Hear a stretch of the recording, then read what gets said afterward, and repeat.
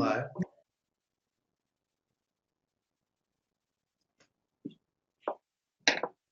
Well, thank you for joining us today.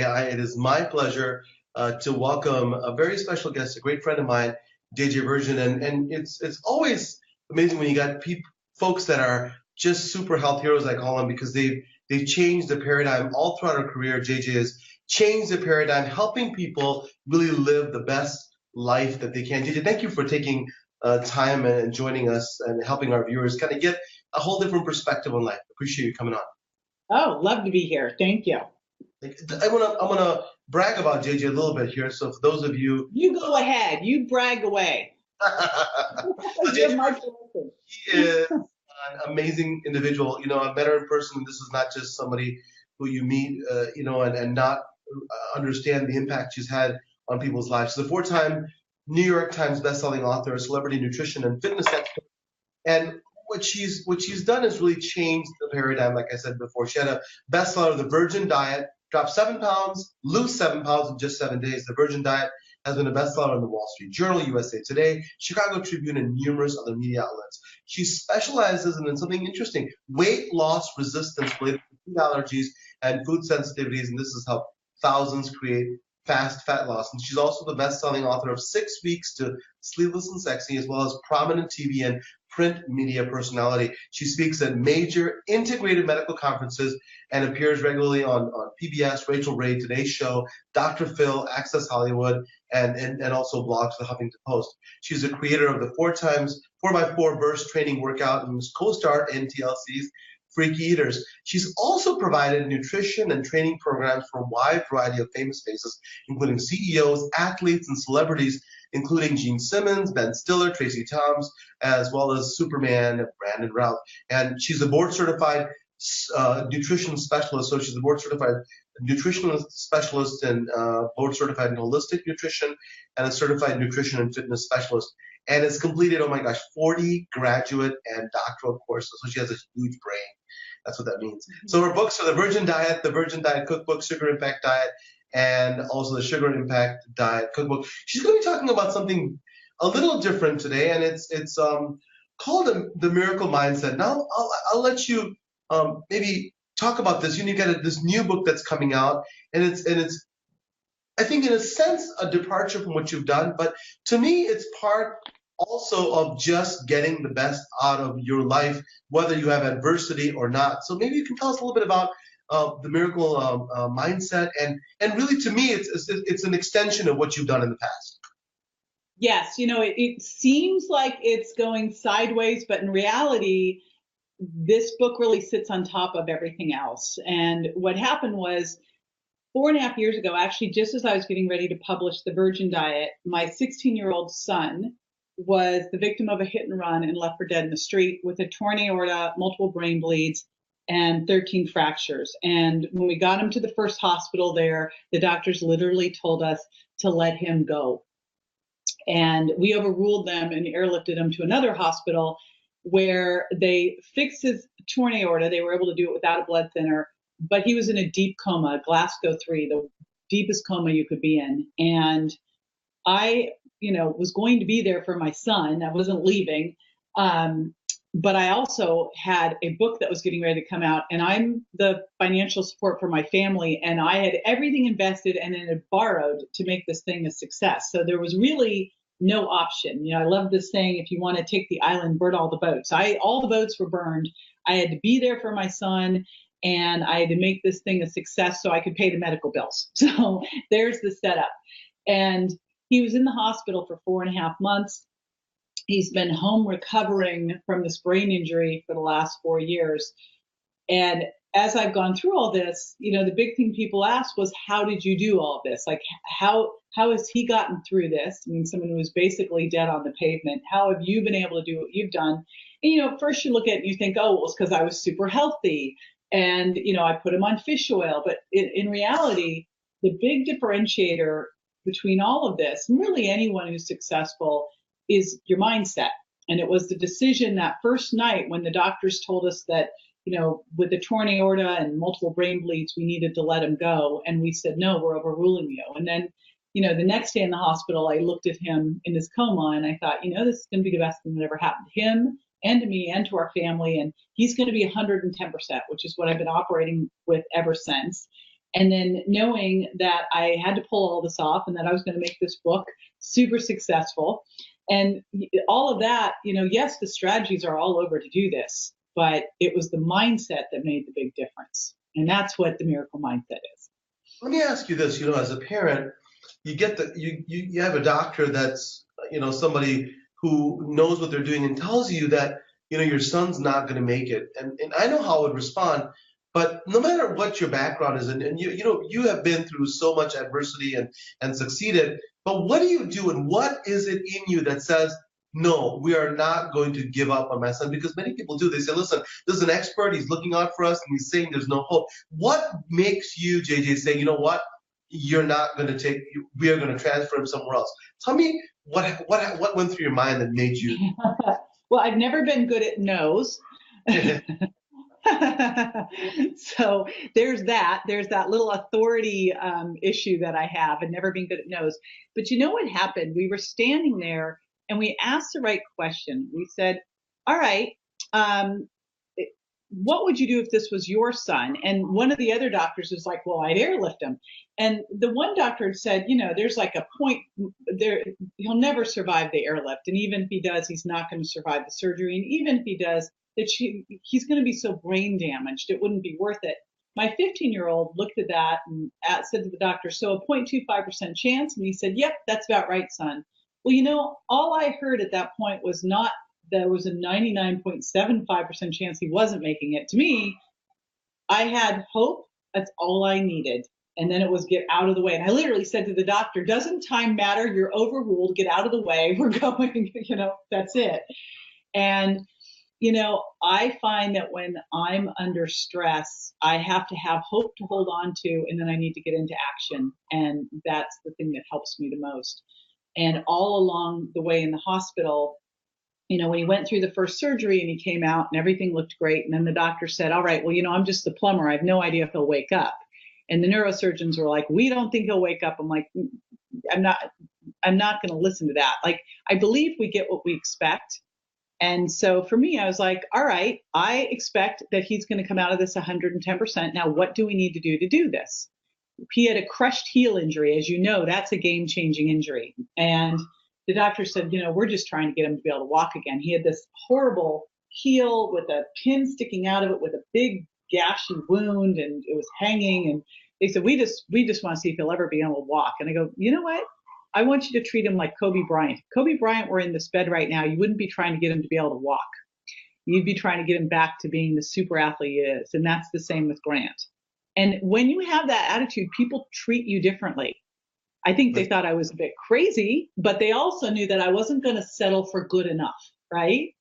Right. And I think that something you said is very important for all the people that are watching today is that when you have positive intention, we're not saying that this is all voodoo, but if you put stuff in the world out there that says that, you know what, I expect this to happen, it's not 100%, but more often than not, that will happen. I think you almost willed him to health. I mean, not just by just sitting there and saying, I'm willing it, but taking action. Would you agree that people, and that's the thing, you don't have to have a life-threatening condition for your son or your loved one to get this kind of resilience, right? This can be taught, and that's what the miracle mindset is to me, right? To say, how can you be resilient? How can you have these tools and not have some horrible thing happen to you? And that's the learning message that you're giving to all these people. That's the gift that you're giving people. That was what I love that you put it that way, because that was it. When I went through this and people went, how did you do it? And I started looking around at people who I, respected, who were successful, who'd done great things in their life. And I went, wow, the common factor with all of them is they've gone through challenges. And instead of leaning away, instead of being a victim, instead of cowering, they stepped into it. They were courageous. They got knocked down. They got back up again. And then I looked at this and I went, if we accept that we have a growth mindset, that we're responsible for our lives, that we can really steer our ship, we can actually develop this mindset muscle. We can learn this. We don't have to go through what I went through, which is the most extreme circumstance, right? But the reason I was able to go through what I went through, the most extreme circumstance, were all the little circumstances that led up to it. And so what if you could just learn how to lean into your fear and, learn how to be in the moment and learn how to go in an abundance mindset, because when I said I expected 110%, that's very different than going, oh, gosh, I just want to see if he'll be able to wake up, right? So that's the big key, is that you can learn how to do this. This is a muscle you can develop. It's just not taught. It's not, and then you're going to teach him. I'll tell you, my story was not as devastating as yours. My dad had a real life-threatening stroke. He gets in the hospital, and I'm a physician in that hospital. I'm a doctor in that hospital. And what they tell us is that in day one, JJ, 24 hours within the time he gets there, they said, well, he's never going to get better. You might as well just send him to a nursing home and be done with it. And I said exactly what you said. I said, you know what? We don't accept that. And what happened was, I said to him, I expect you to be an advocate for my dad, your patient, and not give up on him within a day. And so we all, face our challenges.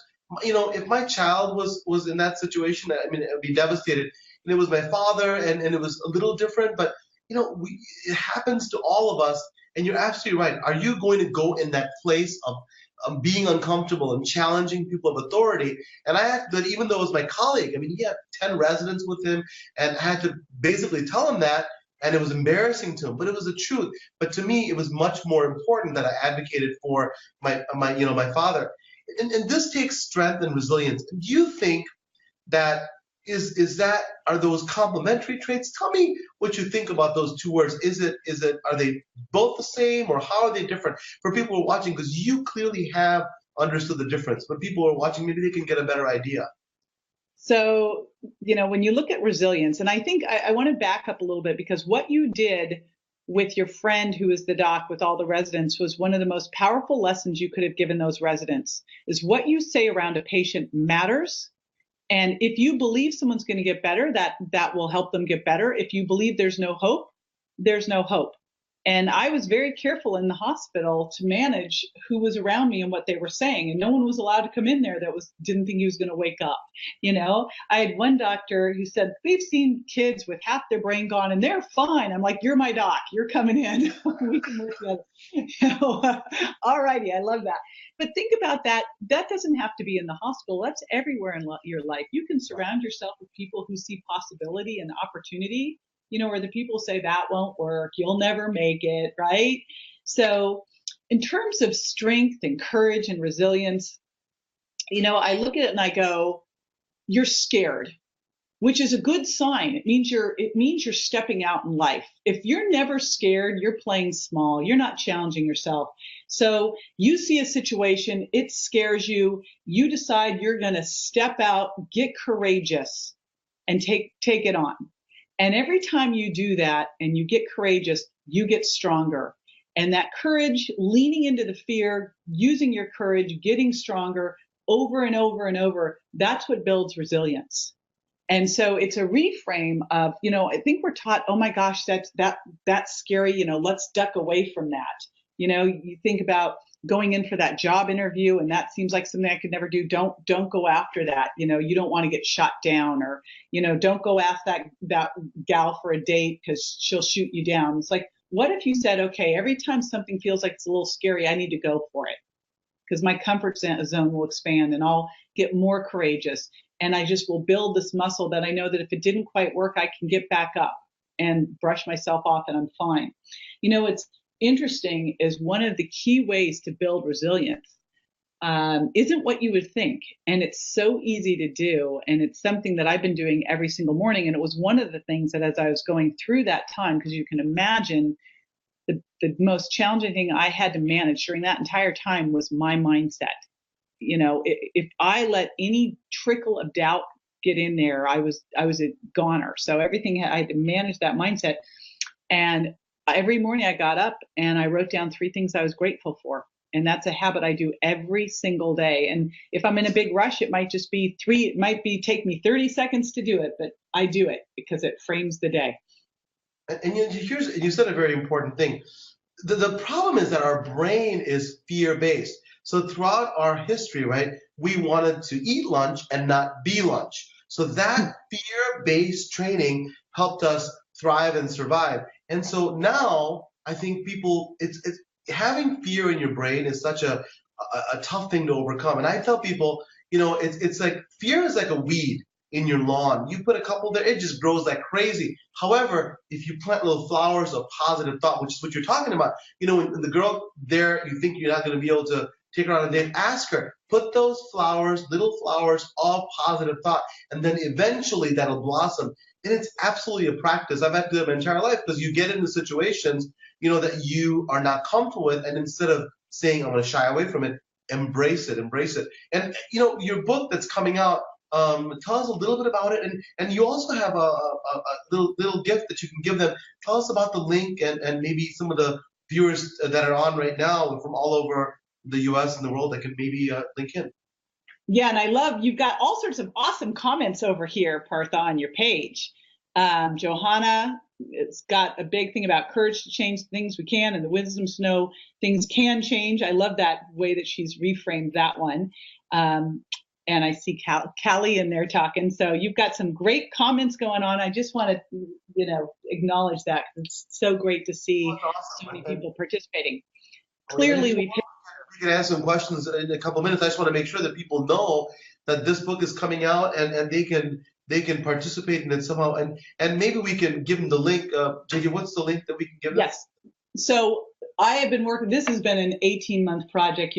When I first decided to do this, I thought, well, this will be cathartic. It will be healing. It's this has been the most terrifying thing, and I keep reminding myself, you tell people to lean into fear. So I have been living this work here because I wrote a book, I did a documentary, and I created a program to take people through it. And so the book's called The Miracle Mindset, A Mother, Her Son, and Life's Hardest Lessons. And it's coming out February 21st. But what I did was I put together a really cool package of gifts so that when you order the book, I'm actually paying for your book, because what happens when you order the book is you get a $25 gift certificate to my store. Plus, Vital Choice gives you a $25 gift certificate to their store. And Vital Choice provided some of the seafood for me when Grant was in the hospital because I brought my own fish in and my own food in. And then Thrive Markets giving a coconut oil. And then I also included my health blueprint, my miracle health blueprint and training program. And it's all the things that I did in the hospital because I practiced what I call extreme self-care for myself, because I knew the only way I could show up and be able to perform at that level was if I was full game on, right? I couldn't get sick and go into the ICU. So you can go to miraclemindset.com/pre-order. And when you order the book, you get all of those gifts for free. That's $94 worth of stuff. And you'll get that miracle health blueprint right now. That's a great thing to put in place for the new year, by the way. Just all those easy strategies I was able to do, like running those hospital stairs and stuff when I was at the hospital. And one of the nice things is that in the new year, we know that 80% of people, when they have New Year's resolutions, 80% fail. And I think the biggest part of that is not having the mindset. And so I think that when you have the mindset that you understand and you're in the right frame of mind, you're able to get the why so that you can do the how. What I mean by that is, if you have this mindset that you are going to be able to be successful and face your fears, whether it's weight loss, whether it's the right diet, whether it's talking to your children who are failing, if you have that mindset, you can accomplish your goals, and then you can convert that 80% to less than 10% or 0% for yourself. So absolutely, I love the fact that, this is the thing, you did not have to do this. People don't realize this because they don't know you as well as I've gotten to know you in the last year, is that you don't have to do this. This is really this is a gift that you're giving. It's unfortunate that it was so terrifying to you, but out of that sometimes comes the most amazing gifts. And so I think if people look at this book, and I've had the opportunity to look at it ahead of time, thanks to you and the publisher, but it is amazing, and you can really get some great advice. And also, a methodology with the back end to how to reproduce it. The idea is that, if you go through this terrifying experience that JJ did, you may be able to come out like she did, but you don't have to. And you train your mind with this type of understanding so it can really impact your life. Some of the comments is that Laura said, how does someone learn to lean into it when you have anxiety? How do you not let that anxiety take over? Maybe you can give them a quick, Yeah. Yes, I can. Who was that asked that? Laura Cosno Probert. Oh my gosh, and here's what's so interesting. This is why, bless you, I know I'm pretty normal out there because anxiety has been one of my biggest challenges my whole life, right? I'm one of those people that gets shortness of breath and all of that. But what helped me get through the anxiety was when I talked about that gratitude, the gratitude, and the little wins and having an action plan were what allowed me to go through it. What makes you anxious is the fear of what could go wrong. So I never let my brain go there because there was nothing when I looked at my son. Here's my son. He's got road rash down half of his body. He was hit by a car going 40 miles an hour. Wow. Road rash down half of his body, glass sticking out. I was pulling glass out of his body for months. He had bones sticking out. They had to do double orthopedic surgery the second day to get his femurs rotted. He had 13 fractures. He had a ventilator on. He had a tube coming out of his brain to measure the pressure on his brain. Everything's beeping. It's not looking like he's going to be 110%. Like there's no indication from the universe going, he'll be great, But all I needed was a little bit of hope. And then I looked every single time for proof that he was going to be better. He sighed. He squeezed my hand, and I celebrated those. And then I also made sure that I had a lifeline, a community around me. And I think this is another key thing. And one of the biggest lessons that I learned going through this, I've always been really good at giving and really crappy at accepting help. And I realize now accepting help is such a sign of vulnerability. And so we don't like to do it, right? When you're giving help, you're in charge, accepting is a whole scarier thing. When your kid's life's on the line, I was like, hey, I'll take some help. I sent an email out to my entire community, and I know of amazing people. And I said, here's what's going on. I don't need your pity. I need your support. Any ideas, anything. And people just showed up in droves. And you know what? I just accepted all of their help. I had people praying all over the world. I had people sending in food. I got a lot of wild salmon and kale. Just stuff was going on. And when I started to get into a place, I had the occasional pity party that would show up. It's the pity party of one. And it was Friday nights in the hospital. It was when I would start to just go, oh my gosh, he's staring off into space. This is not looking positive. What have I done?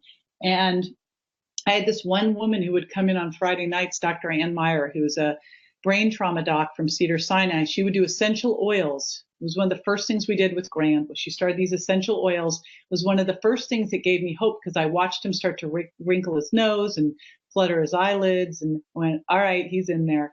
And she would come in and say, look how great he looks. And I'm like, he's not looking great. Really? But I just had to have hope. And you know what? Anxiety gets squashed by hope. Anxiety gets squashed by gratitude. I have had so much anxiety and fear try to come up as I've been getting ready to push this work out into the world. And I just keep going back over to, come on, now gratitude and wins.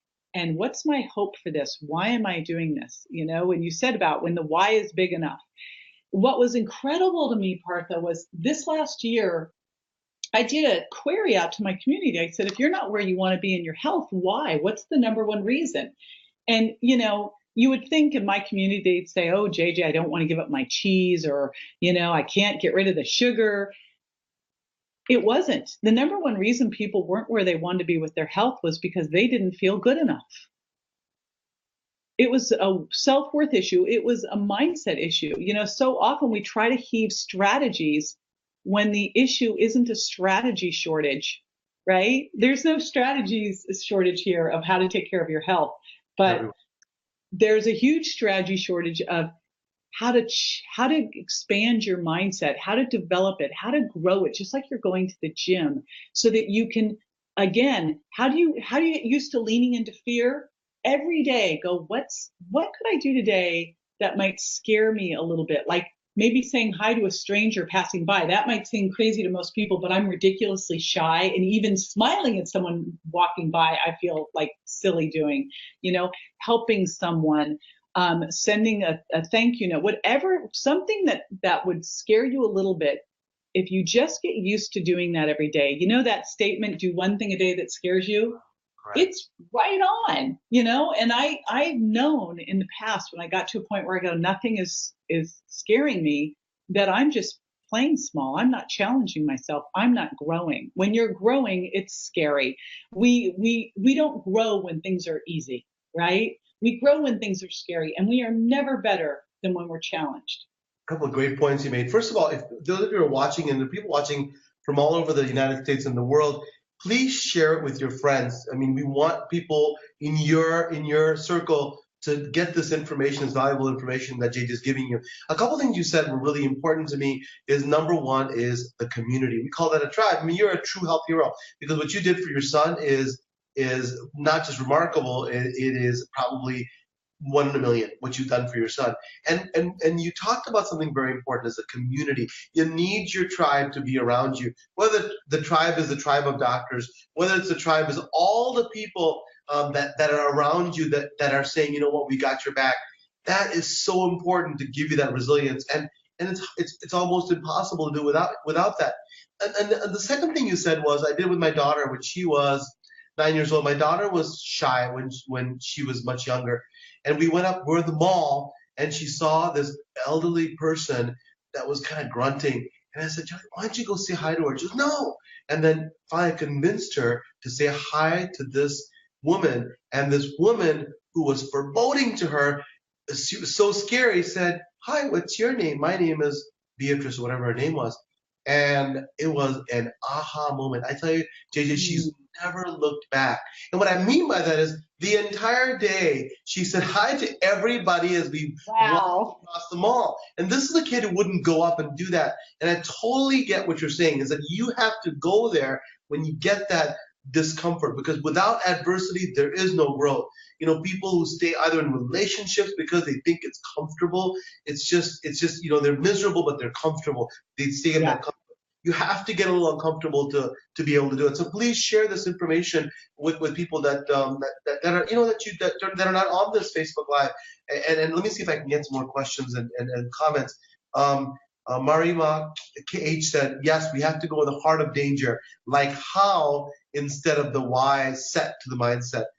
Debbie Lopez says, JJ, when are you going to be able to ship to Canada? I'm sure you've heard it before, and I'm sure you'll let them know. Just go to our website. I'm working on it. She's working on it. Those darn Canadians, eh? And so, and Martha Wardle McShane says, I'm mentally exhausted.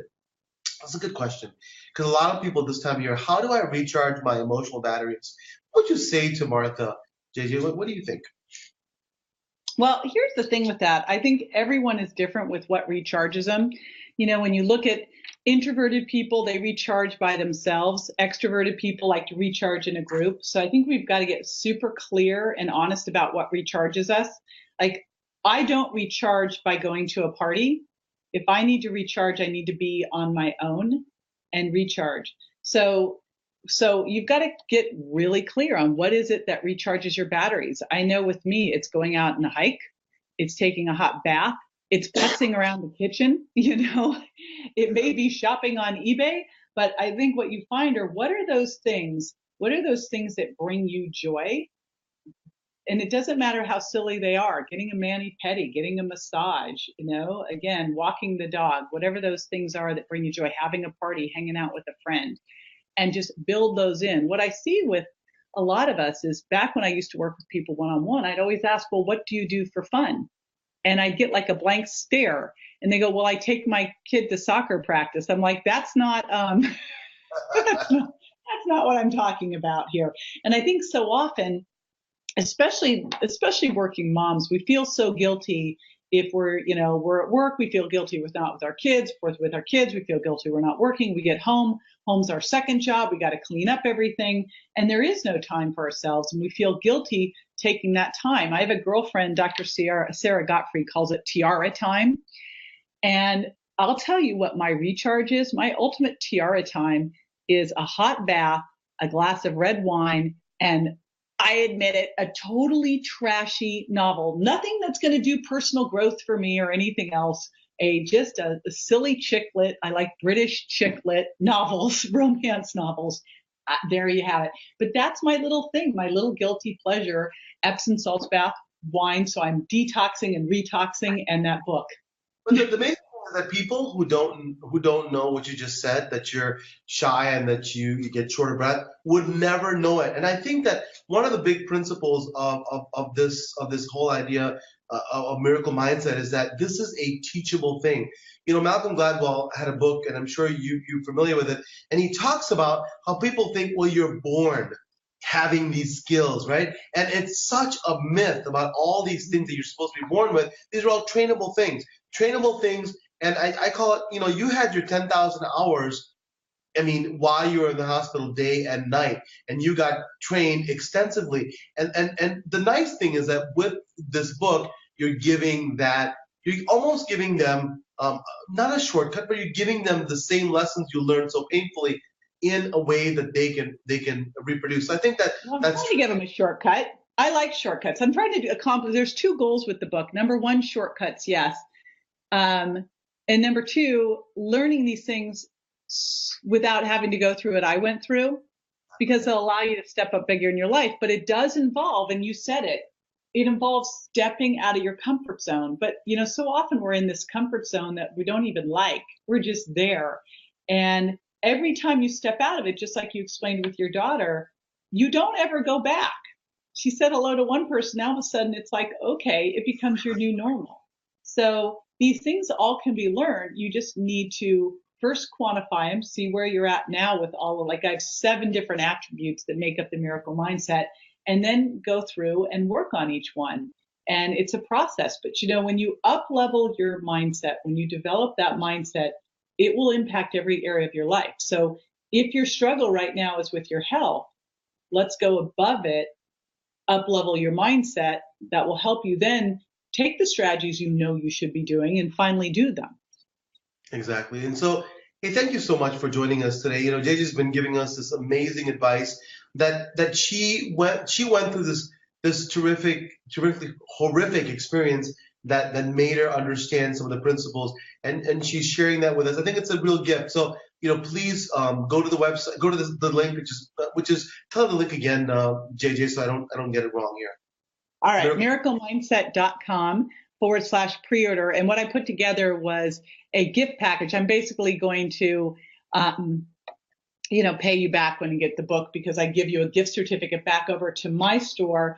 Plus, I give you a gift certificate to Vital Choice. You get some coconut oil, and you get my health blueprint and health training program of things that I did in the hospital. When this all happened, that first night in the hospital, I realized that in order to be able to pull this off, I had no margin for getting sick. I had to be full game on. And I made a decision, and people are like, I can't believe you did that. One of my friends said, take it easy, have a pizza. And I decided, first of all, I'd never eat a pizza anyway, but I decided this was going to be extreme self-care. I was going to get sleep every night. I got 8 hours of sleep. I was exercising, even if it was running the hospital stairs. I was eating healthy. People were like, what should I bring? I'm like, bring food. I just made that a priority. It was everything I could do so to take care of myself, because I couldn't take care of him if I was sick, and I was under extreme stress. So I had to do those things that would help me handle that level of stress. So I appreciate it. And it's a real gift that you're giving to people. And I know that it's been a tough 18 months, but I promise you that lots of people around the world will benefit from it. So thank you again for sharing this time. Please, again, share this Facebook post with others that may not have been on the Facebook the live at this time. So JJ, thank you again. I appreciate it. Hope you can come back again soon. And the book will come out, I think, in February, right? February. You can pre-order it now. It will be out in February. And we'll be sharing the trailer for the documentary soon, too. So thank you. Well, have a great night. I'll talk to you soon, okay? Thank you. Bye-bye.